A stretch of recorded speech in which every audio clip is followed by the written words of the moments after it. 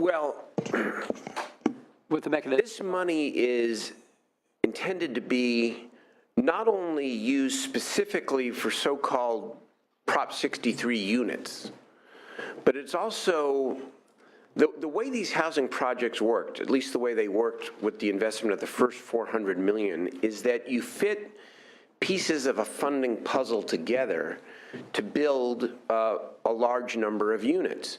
So whether it's state and federal tax credit, housing dollars, whether it's private investment, because these don't all have to be done by a public entity. In fact, in many respects, the public entity, certainly the mental health world, I don't think sees themselves as expert on housing. They provide the services, and then you have other federal and state housing funds.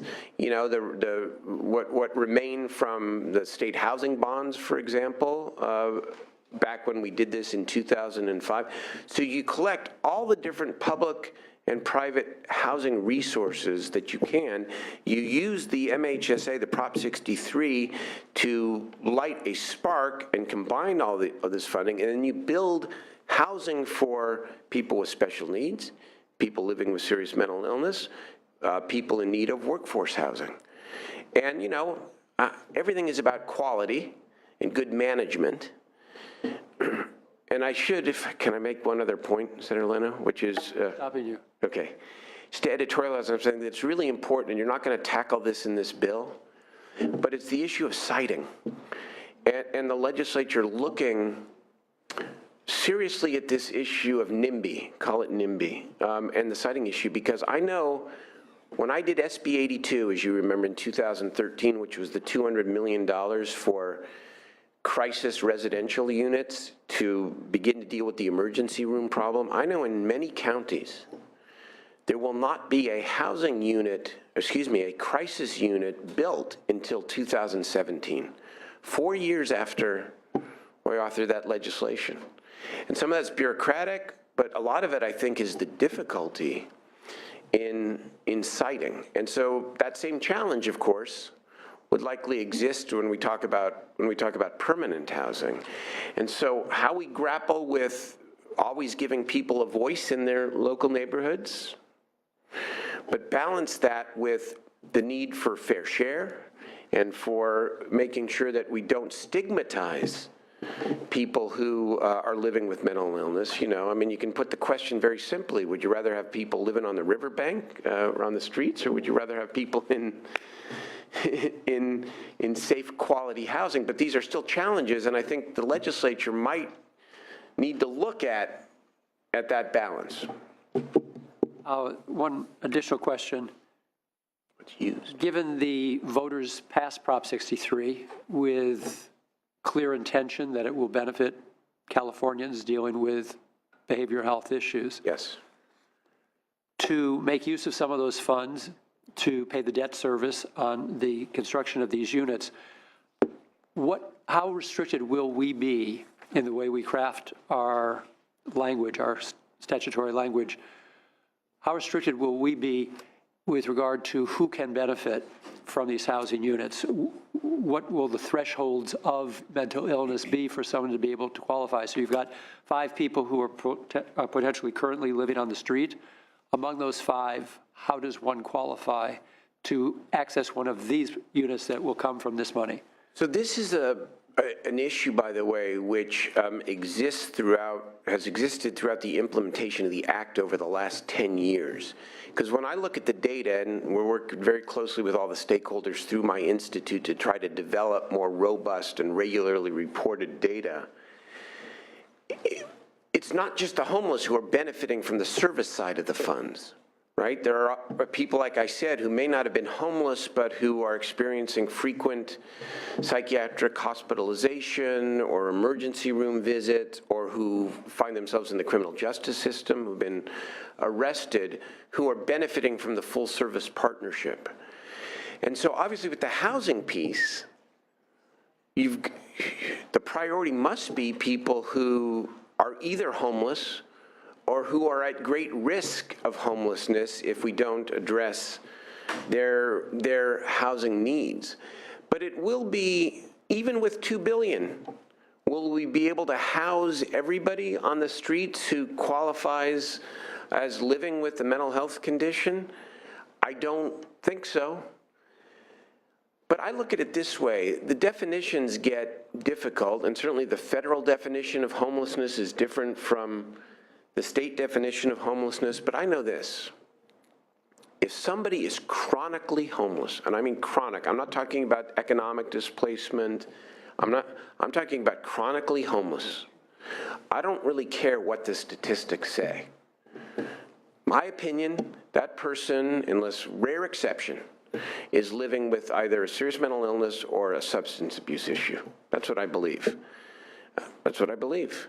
And so we get as many people who are chronically homeless, you know, off the streets into shelter, into permanent housing as we can. But I think it's going to be, again, a local decision-making, county by county in terms of, and let's remember another thing.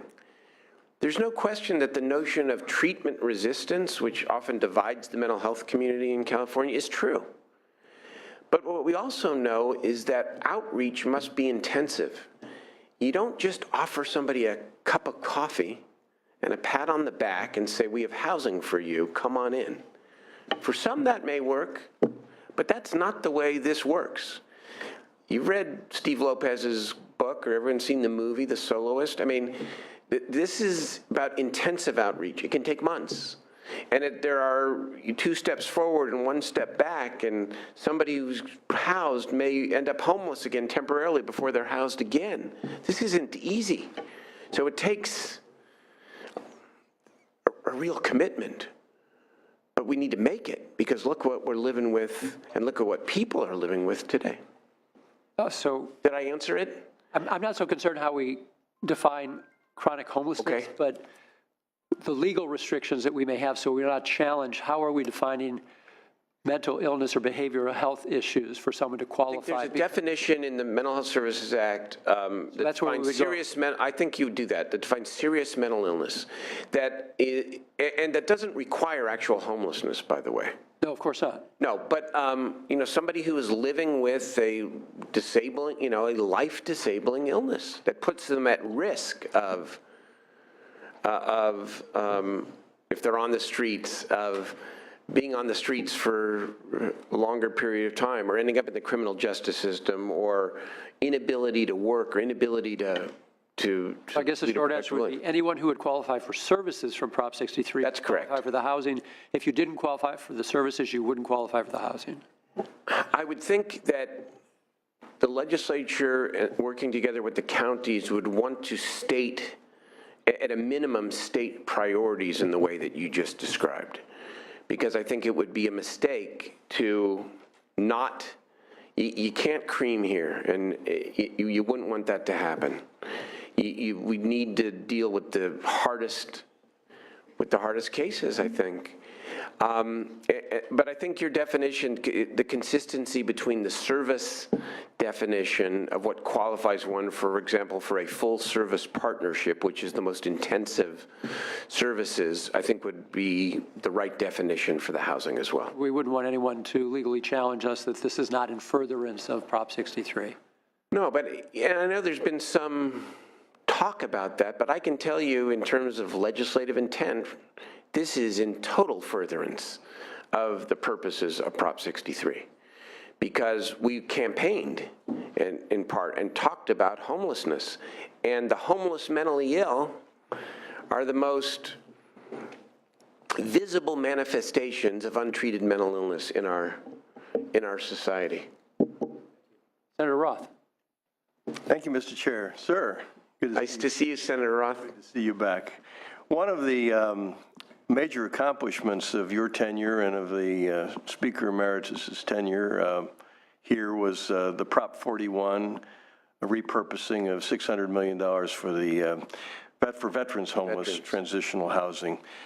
One of the issues that I found out about as we work through this is that the bond proceeds are not permitted to be used for operating issues such as supportive services. So the very mental health and substance abuse services that we need in these veterans transitional and supportive facilities, we're not able to fund through that Prop 41 money. Maybe my question was answered in the last exchange. I gather this is just brick and mortar housing money we're talking about here.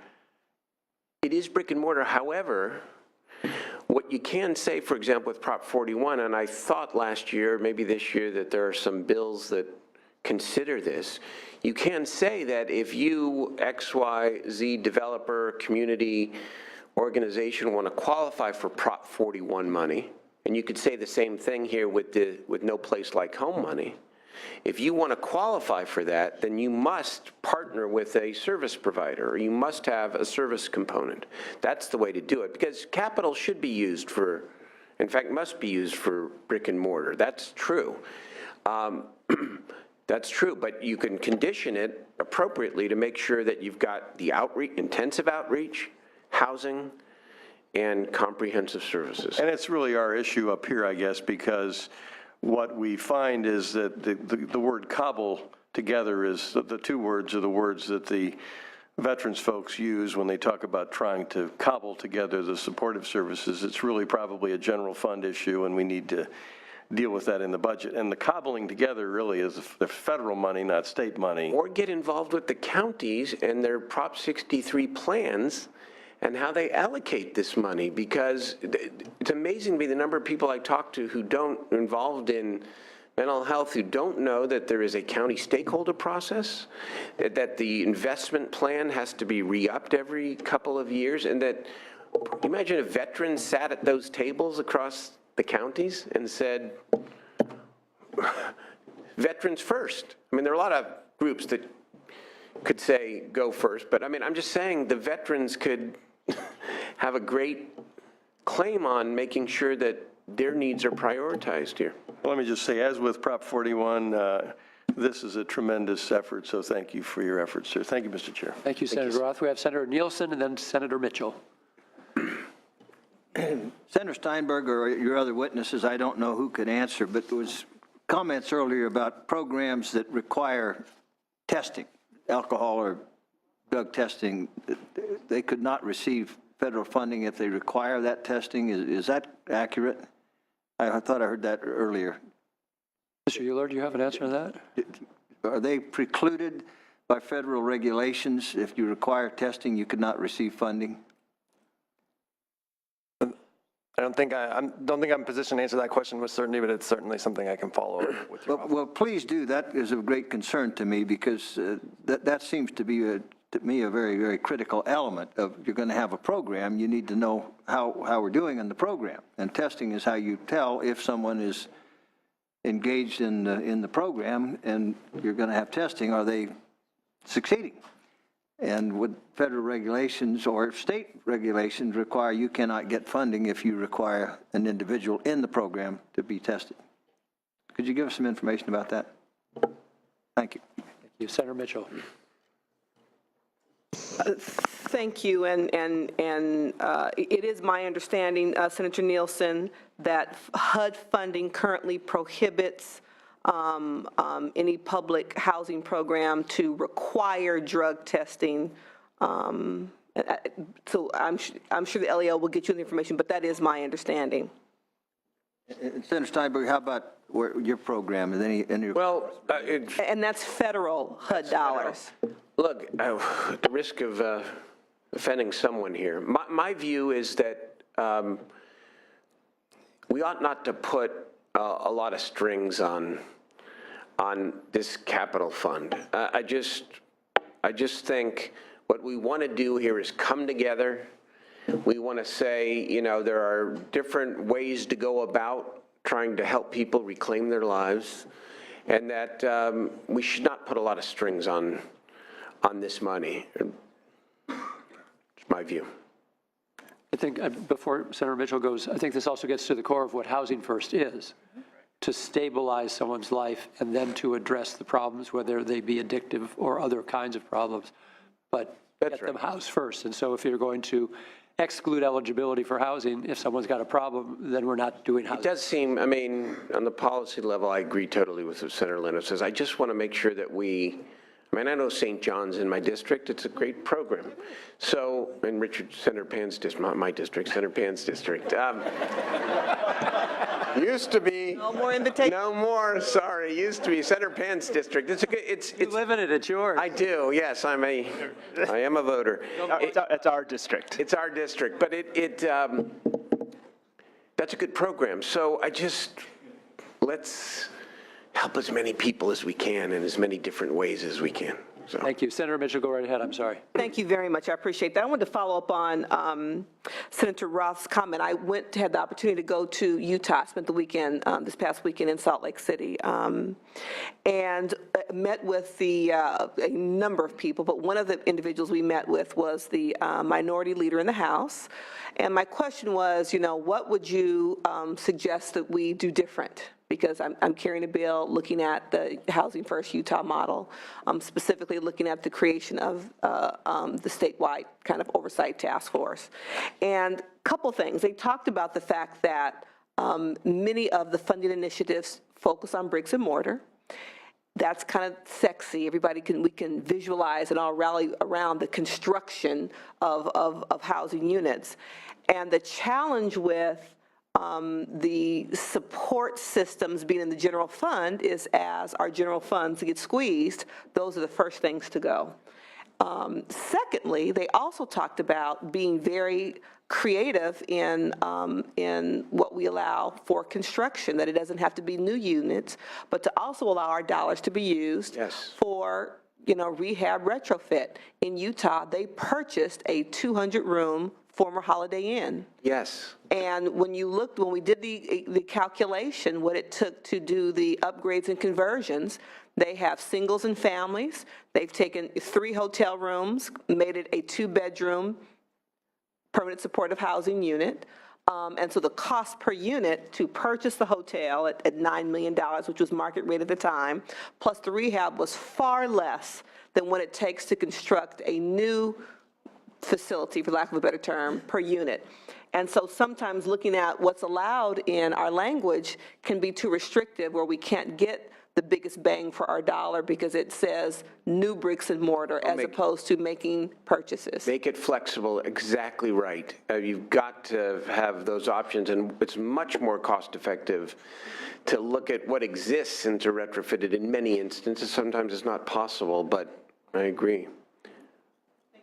Right. Thank you, Senator Mitchell. One last comment, and then I shall leave, which is the only last thing I would ask would be, as you craft this legislation, please insist on production, relatively flexible, but still production schedules and outcome-based evaluation. Don't pass it, let it go, and then your successors, or those of you who are still here 4 or 5 years from now, and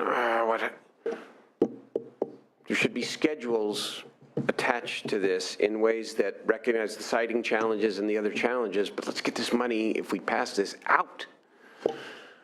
Thank you, Senator. I owe you a lunch. Thank you. I look forward to seeing you. Thank you all. You're certainly welcome to stay, but we understand if you've got to get on. Gotta go. All right, thank you. Supervisor, you have been very patient. We're so glad you're here. Happy. And the segue from Senator Steinberg to you, Supervisor, is a perfect one. You have so much to share with us. Perfect. I can be brief. It's under 5 minutes. But first of all, thank you, Mr. Chair, members of the committee, for allowing me to speak on behalf of the California Association of Counties, also known as CSAC, on this very important topic. My name is Oscar Villegas. I'm a Yolo County supervisor. But prior to being a supervisor, I spent nearly 15 years on the city council in West Sacramento, which is just about a mile from here, right across the river. And I can tell you that the time that I spent on the West Sacramento City Council, I worked with some very wise, very creative individuals individuals, Mayor Cabalden being one of them. And I can tell you that over the course of the last 5 years, the issue of homelessness came to our front door in ways we could have never imagined. And as a small city trying to figure out what to do with homelessness, it was very hard to begin to think about where to begin with that issue, let alone where it ends. But most recently, now on the Board of Supervisors and now serving on the Homelessness Ad Hoc Committee, I can tell you that the issues of homelessness have crystallized, for me at least, a bit more now serving on the Board of Supervisors, in part because what I've recognized over the last couple of years is, as you know, all 58 counties are dealing with the issue of homelessness, urban to rural, from one end of the state to the other. There are 58 different challenges unique to each county. But at the end of the day, there are some core essential services that are being provided by every single county up and down the state. There are 4 sort of major categories that have been alluded to this afternoon, or this morning, now this afternoon, but I'd like to just sort of highlight very briefly. First of all, the poverty programs. The poverty programs include CalWORKS, CalFresh, and Medi-Cal. Those are essential to providing not only the prevention end of homelessness, but also supporting folks that are trying to get out of it. The behavioral and mental health that's been alluded to, those programs are essential for folks that are actually trying to get out of homelessness. Those are critical programs, as just discussed a few minutes ago. The public safety is the third. Our public safety system with probation, the sheriff's, police department, they know who these folks are just by the sheer number of frequent contacts that they have with folks that are generally homeless. But most important is the housing programs. For those who may not know, counties are on the front lines of actually creating zoning and working with their cities to try to figure out how to ensure that there are sufficient, that whole spectrum of housing, from that emergency shelter to that longer-term sustainable housing program that's necessary. So my colleagues and I throughout the state have been working tirelessly to try to figure out what to do and how to be innovative in our approaches. As alluded to earlier with Senator Mitchell in Los Angeles, for example, the board just launched a $100 million homeless initiative, convened more than 18 local policy summits to develop solutions, and these summits include everything from creating a coordinated system, preventing homelessness, providing subsidized housing, increasing income, providing case management and services, and increasing the stock of affordable housing. More closely here in Placer County, they've also embarked on a project whereby they've converted a shelter just last year, a former military barracks that now houses up to 40 people after they discovered that their Placer Consortium on Homelessness showed that the number of chronic homeless just here in Placer County tripled since 2007. And then many counties using that sort of this housing first model that was been alluded to this morning and this afternoon. We've been very fortunate to be able to partner with the state to implement the CalWORKS Housing Support Program, also known as a HSP, where $25 million in state funds have been distributed throughout the state to 44 different counties. But what I'd like to maybe share with you, and I heard many examples of effective practices throughout the state, and that is an experience that we had in Yolo County very recently, just about a year ago. So a relatively smaller county. We don't have a lot of resources to sort of tackle this issue, but I can tell you that the one thing that we are very, very proud of is a program called the Bridge to Housing. Just about a year and a half ago, we partnered with the city of West Sacramento to figure out what we could do with folks. There was an encampment along the river. You can almost hear it from here, how close we are, about a mile from here. And there were 65 people who were chronically homeless, living on the river, had been there on an average of about 5 years. They were living there with their pets. And rather than doing what we've traditionally done, which is to give them, a fair notice that we're going to come through and clear the camp out and expect somehow miraculously that the problem would just simply go away, we decided to partner with the city and do something a little bit different. Now, mind you, we'd never done this before, and it was relatively new. But what we did do before sort of the day that we asked everybody to move from where they were was we spent probably close to about 8 months in advance of the day that we moved everybody to understand, to talk to them, each and every one of them individually, because despite the fact that homelessness can be sort of broad brush stroke to say, y'all homeless, we need to figure out what to do, and here's the solution, we discovered very quickly that talking to each and every one of them, and again, these are mothers, brothers, sisters, fathers, grandfathers in some cases, every one of them ended up at that point, at that moment, very differently. And so what we did is we spent the time in advance with some very, very qualified staff that we have at the county to talk to them, to figure out what is it that you are going to need on the day that we need to move you to make it as easy as possible. And I can tell you that that was a huge, very valuable, albeit very time intensive. It was well worth it, and I'll share with you the results of that in a moment. But that actually helped us move folks on a date certain to a temporary housing structure for about 4 months, where we worked with them very closely. And then during the course of that time, where we had wraparound intensive services for that 4-month period, folks got stabilized, but again, many months spent in advance trying to figure out what their issues were.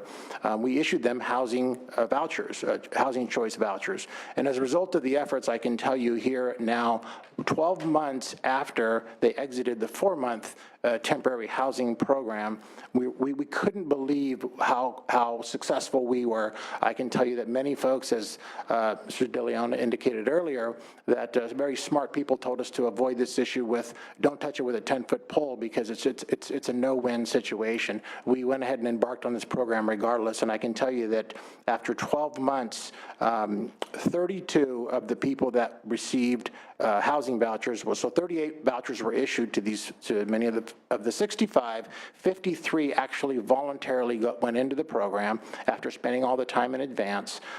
They stayed for the entire 4-month period, and 38 were issued housing vouchers. Of those 38, 12 months later, 32 of the 38 are still in housing 12 months later. That's an 84% retention rate, which is unheard of. We had no clue that we could make that happen, but we had our best people working on it.